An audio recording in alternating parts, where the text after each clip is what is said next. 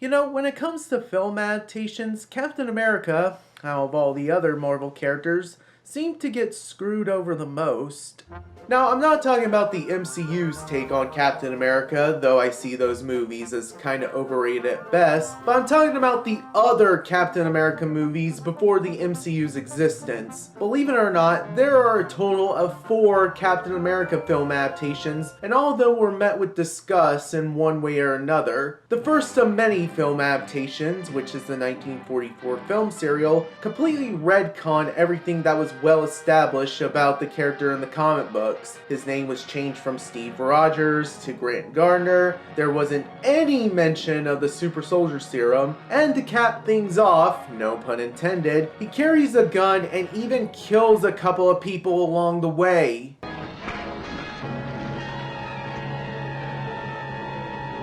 So basically he was the 1940s equivalent to Ben Affleck's Batman.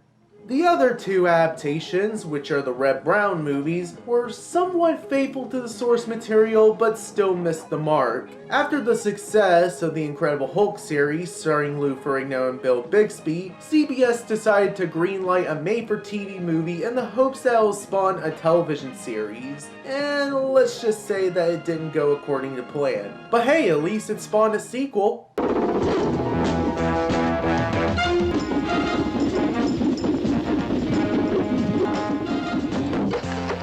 Which isn't saying much.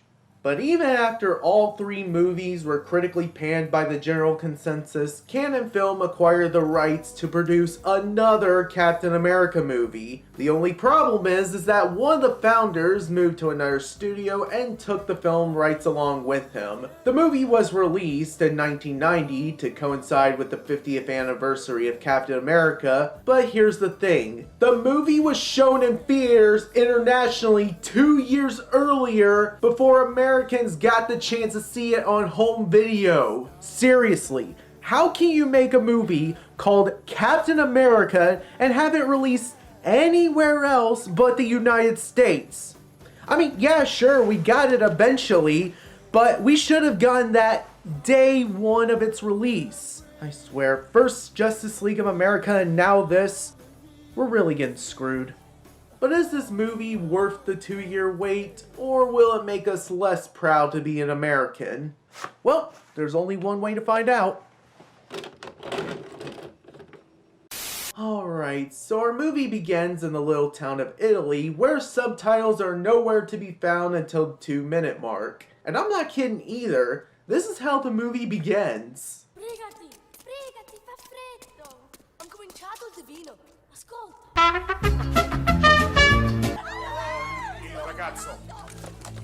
Though, given that this part right here almost sounds like the Nazi general is swearing, it would have been best to have subtitles from the very beginning, now does it? Fuoco! Fuoco! Fuoco! Theater. Top-rate entertaining fun for the entire family. No, seriously, that's what it says on the VHS box.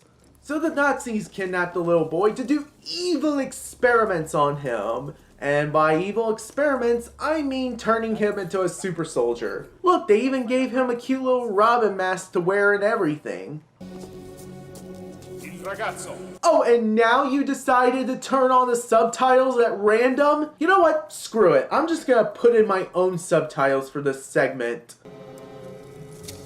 Mi avevate promesso che non ci sarebbero state cavie umane. No! Non potete fargli questo! So the head scientist escapes the Nazis by jumping out of a 2-story window, landing on the ground, and doing it all while wearing high heels. Of course! Don't you know anything about physics?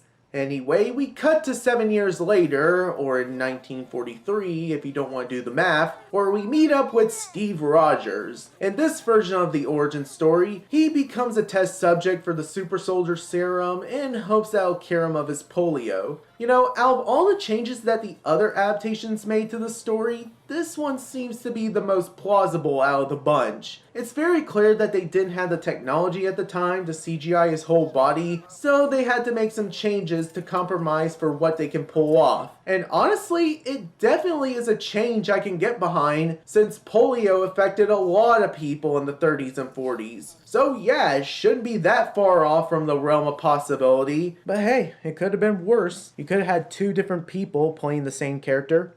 And I'm not even joking either, just ask the director himself. The casting of Captain America was really complex because I had appealed to Marvel if we could have two Steve Rogers, one sort of a skinny and more sickly version of Steve Rogers in the beginning, and then I wanted to cast Howie Long, football player, as the Captain America when he was after the experiment. And Marvel said no, it had to be the same guy. Yeah. That actually happened, and thank God that Marvel put a stop to it before he actually went into fruition with that plan. Can you just imagine two different actors playing the same character? That would be pretty freaking weird if you ask me. However, I just can't get behind the fact that this is his girlfriend while the woman he's talking to is his mother. Seriously, they almost look like the same age as one another, and he shares more screen time with her than he does with his actual girlfriend. But oh well, he heads off to this underground research lab where he's about to undergo the experiment. For the rest of the world, he's just codenamed Captain America. He may not be Superman. But at least he'll be a better casting choice than Nicolas Cage. So, what does the super soldier experiment consist of? Electrocuting the ever-loving crap out of him. It's electrifying!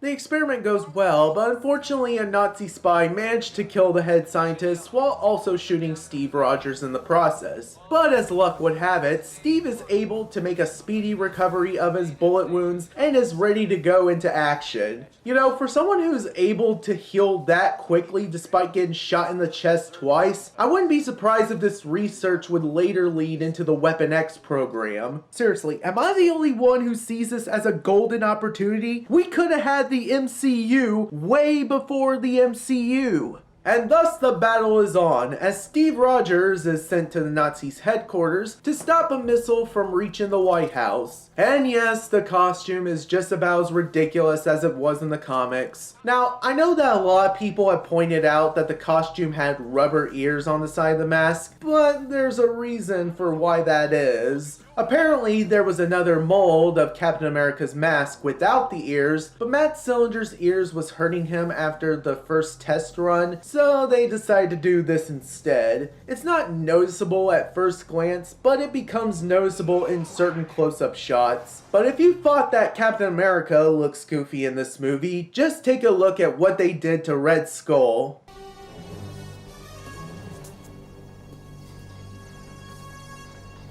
Now look, I can excuse the fact that Captain America's costume has rubber ears. As ridiculous as it looks, it was clearly hurting Matt Sillinger's ears. This, on the other hand, is inexcusable. And the fact that the screenplay writer had intended for this change to happen makes it even more inexcusable than ever. I'm not joking here. Stephen Tolkien, the screenplay writer of this movie, actually said, and I quote, "I don't think people want to keep looking at this horrible skull face forever. You have a supervillain called the Red Skull. What else did you expect him to look like?" You look like an avocado. Had sex with an older, more disgusting avocado. Anyway, Captain America gets knocked out by the Red Skull and is strapped to the side of the rocket that is headed towards Washington, D.C. And if you read the comic or watched the Chris Evans movie, you know where this is headed. The missile launches towards the White House, but Captain America is able to kick the rocket so hard that it takes a detour to Alaska. Of course! Don't you know anything about physics? Yeah, I got a feeling that's going to be a running gag throughout my show, isn't it? But Steve isn't the only one who witnessed this, as we see a little boy with dreams of becoming the president who saw Captain America being shot towards the White House. A few decades go by and we see that the kid grew up to be the president of the United States. He passes an environmental bill that doesn't sit well with the Red Skull, so he plans on kidnapping the president to brainwash him into doing his bidding.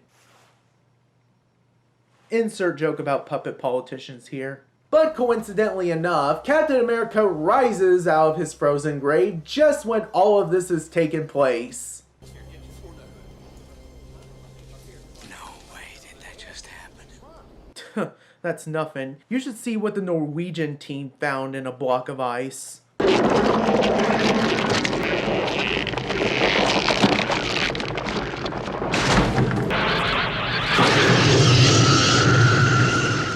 So as Red Skull gets word of Captain America's return, he sends a few motorcycling assassins to take him out once and for all. Meanwhile, the president calls his childhood friend who told him about the incident a long time ago. The president sent him to go find Captain America as the assassins are hot on his trail. He finally catches up with Captain America just in the nick of time to make his escape. Though the only downside to this is that he gets to hear him ramble about his conspiracy theories. You see, I have got proof that this Red Skull guy was closely involved in the murders of Robert Kennedy, John Kennedy, Martin Luther King.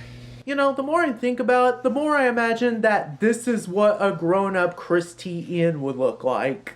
So Steve pretends to get car sick in order to steal his car to get where he's going. Though, let's be honest, I think anyone will pull this off just to get away from his blabbering nonsense. He goes back to his childhood home, where he sees that his old girlfriend is now married with another man, and she now has a daughter, who may or may not be too young for him. Though, don't tell Chris Hansen about that.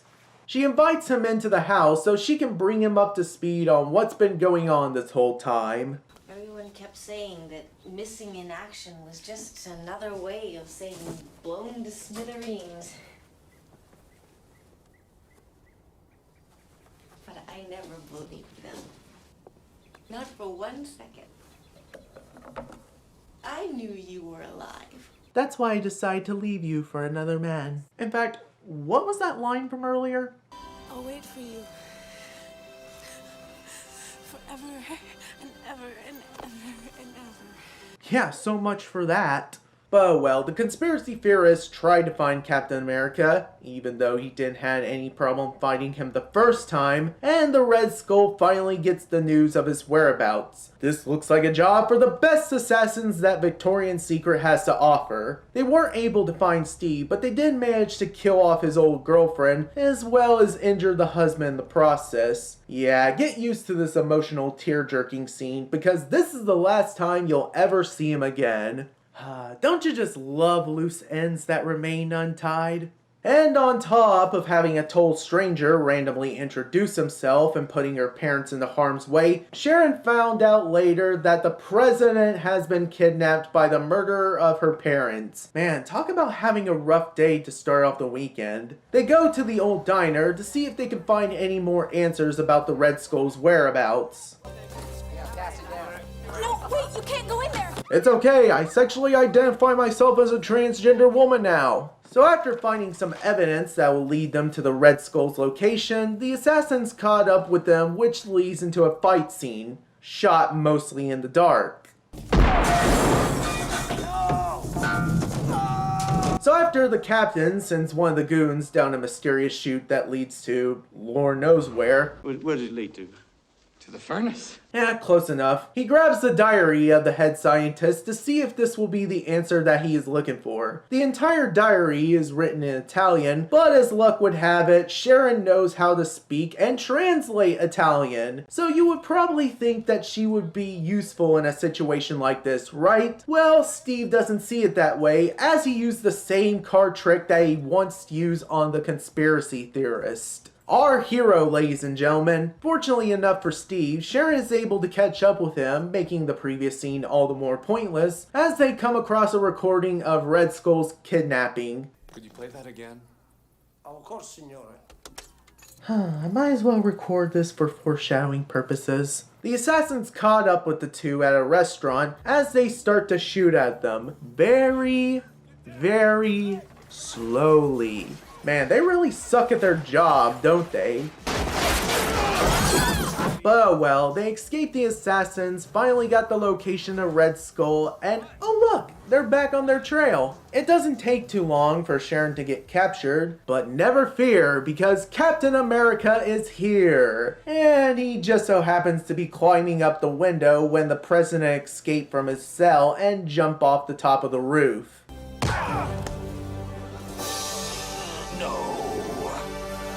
Man, talk about having some perfect timing right there. So Captain America finally confronts the Red Skull in a fight scene that was edited by an ADHD kid on crack who also has coffee jitters.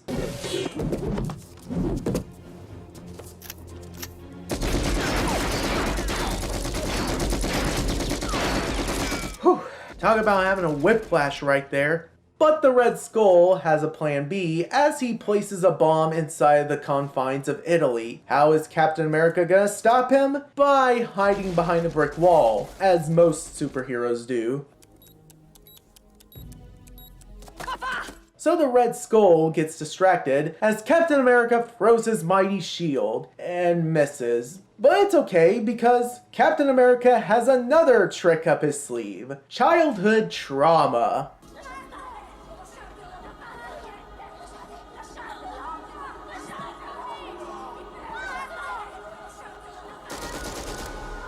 We are both tragedies. Including this movie that we both starred in. Speak for yourself. So in the end, Captain America saves the day, saves the president, and live happily ever after. In Rome today, 116 nations agreed to an environmental protection treaty. Oh yeah, and the other countries agreed on the environmental bill, but it's explained over the credits, so nobody gives a crap. So that was Captain America. And is it crap? Absolutely. But there is one positive I can say about the movie. At least the filmmakers tried.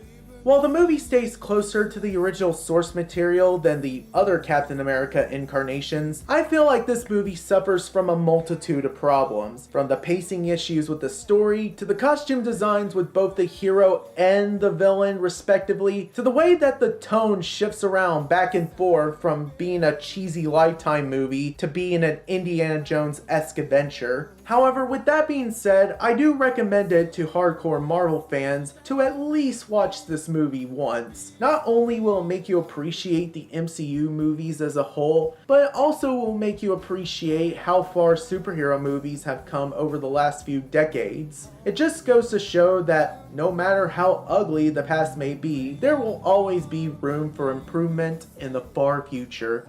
Which is basically the same statement that you can apply to describe America in a nutshell. Anyway guys, thank you all for watching. Have a safe and happy 4th of July, and I will see you next time. Take care. When Captain America throws his mighty shield, all those who chose to oppose his shield must yield. If he's led to a fight and a duel is due, then the red and the white and the blue will come through when Captain America throws